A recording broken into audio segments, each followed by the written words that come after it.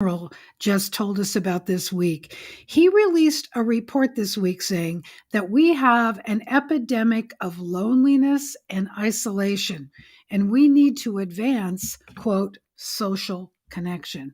Let's talk about that.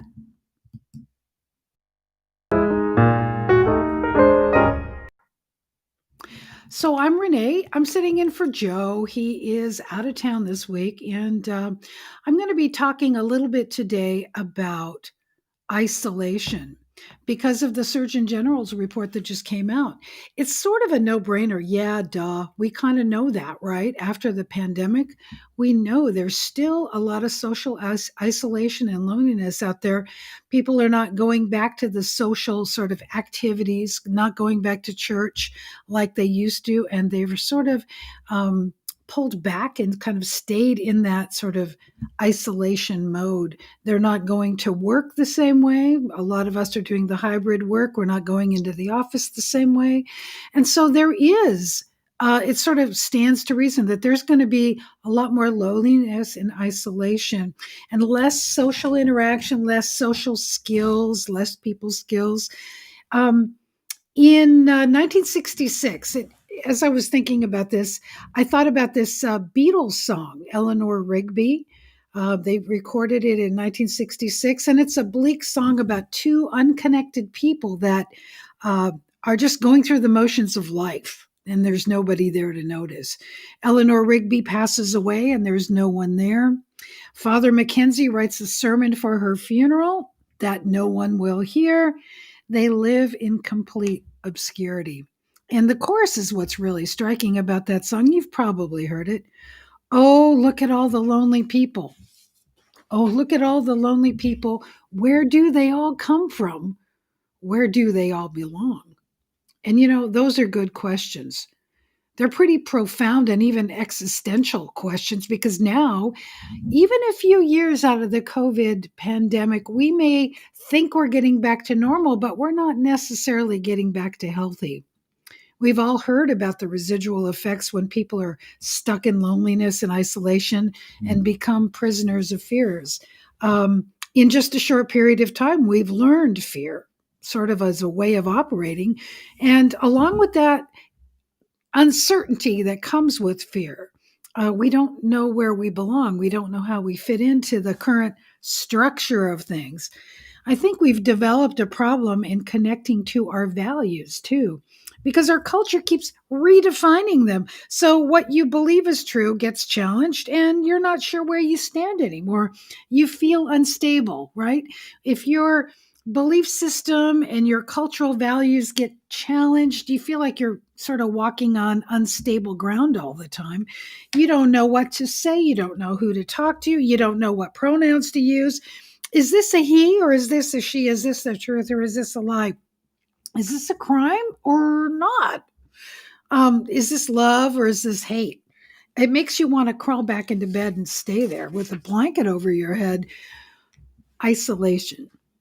I'd say we're suffering from a huge collective identity crisis. So let's talk about loneliness and isolation. Loneliness is a longing for belonging. A longing for belonging. When you know where you belong, you know who you are, don't you? If the people you think you belong to reject you, abuse you, disrespect you, you can lose your sense of identity and purpose. And if you thought you belonged to a certain culture or a community or even country, and things get turned upside down, you really do lose your sense of identity. Now, what do you actually need to belong? I think it's really important to define that. I think you need two things. You need a sense of permanence and you need a sense of commitment to feel like you belong. Sense of permanence. Someone will always be there for you, and that won't change. A sense of permanence. And then a sense of commitment. Someone will always see you. Someone will be there to affirm you and to support you, and that won't change. That's what you need to feel in order to feel like you belong. Moses wrote about this in Psalm 90 when he said at the very first verse in the beginning and prayed, Lord, you have been our dwelling place throughout all generations. And Moses was saying that God himself is our permanent home because he is everlasting. He goes on to talk about from everlasting, from everlasting. He's always been there, and he is our home. The earth is our home, but really, if we walk with him and we make our lives with him, God is our permanent home, and he's been that for all generations. Psalm 23 tells us, as high, I'm sorry, that's not Psalm 23. This is Psalm 103. As high as the heavens are above the earth, so great is his love to those who fear him. God is permanent and God is committed. God is permanent and God is permitted and committed, and he is committed to loving us. Maybe you're afraid to come to God. You might feel like you're not good enough. You've kind of shied away from coming back to God. You might have strayed away, and now you feel like maybe he'll reject you and you won't measure up. And so what's the use of trying? But I want you to know something really important that Jesus said in John chapter 6:37. He who comes to me, I will in no ways cast out. I'm going to say that again because I think some of you need to hear that. He who comes to me, I will in no ways cast out. He won't reject you if you come to him in faith, but you do have to come to him in faith. Hebrews 11:6 says, anyone who comes to God must believe that he exists and that he rewards those who earnestly seek him. If you come to him believing who he is, and you believe that he will respond to you. That's what he means by the rewarding. If you're earnestly looking, he knows what your heart is. If you're really looking for him, you will find him. And he will meet you right where you are, and you can begin or restart your relationship with him, and you will belong to him forever. Forever. I love this because it captures the character of God. Psalm 68:6 says, he is our Father and he is on our side. And here's what it says. This is what's so awesome. He never means for us to be lonely, right? Way back in the beginning of time, in the beginning of creation, he said it's not good for man to be alone, in that sense that he created a helpmeet. He created a mate. So he created a woman to go with the man that he created, and together they would participate in creating families and creating a population of people who are there for each other. And here's what Psalm 68:6 says. He is a father to the fatherless. A defender of widows is God in his holy dwelling. He sets the lonely in families, and he leads the prisoners with singing. Isn't that amazing?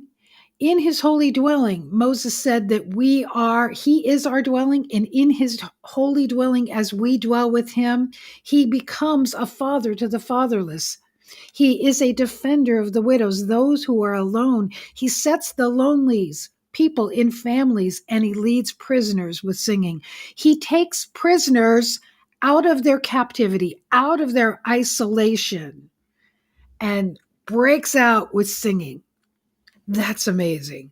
God wants to take us out of that prison of loneliness and isolation and put us into family, his family. So when you come to God through Jesus Christ, you become adopted into his family. He makes us sons and daughters. And the Bible calls the church the household of faith in Ephesians 2:19.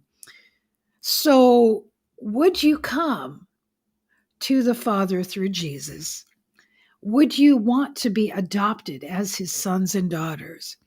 Would you come despite your reservations of not being good enough, remembering what Jesus said, if you come to him, he will not cast you out? Would you remember that um, um, he will make you a son and a daughter? So I encourage you to remember that for you and the Lord individually. And then I encourage you to get back into church and get some real FaceTime with authentic people. Social media is okay, but it really does kind of add more to our isolation and our feeling of a lack of self-confidence and a lack of purpose when we're only connecting in social media. So I always like to say, get some real FaceTime with some real people, some people that are real, real FaceTime with real people. That's the solution. And that's the solution that God has for us. The community, the church, the household of faith. A few years back, I went to a Donna Summers concert, and she said something during that concert that I'll never forget. She had wrote a song about her coming back to God called Forgive Me. And if you haven't heard it, just Google it. It's an amazing song. But she said she was lonely and she was a far, far away from God.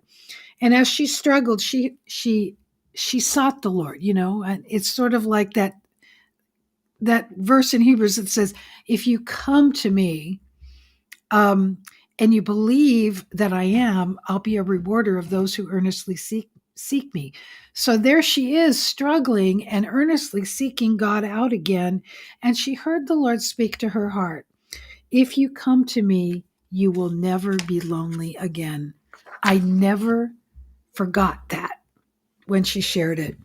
And she shared the story about the woman at the well, the Samaritan woman at the well, and how she met Jesus and how Jesus said, I have living water. I can give you the living water and you'll never be thirsty again. And that's because this woman had a lot of relationships that weren't good. They weren't satisfying. There were broken relationships and she was lonely. Jesus said, if you come to me, I am the living water and you will never be thirsty again. Donna Summers gave her life back to the Lord, and she was never lonely again. So loneliness is a longing for belonging. Isolation keeps you a prisoner of your fears, but God wants you to know you can belong to Him and His family, and He will lead you out of that loneliness and that isolation with singing. All you have to do is come to Him in faith, and there you'll find your identity, your purpose, and your permanent home.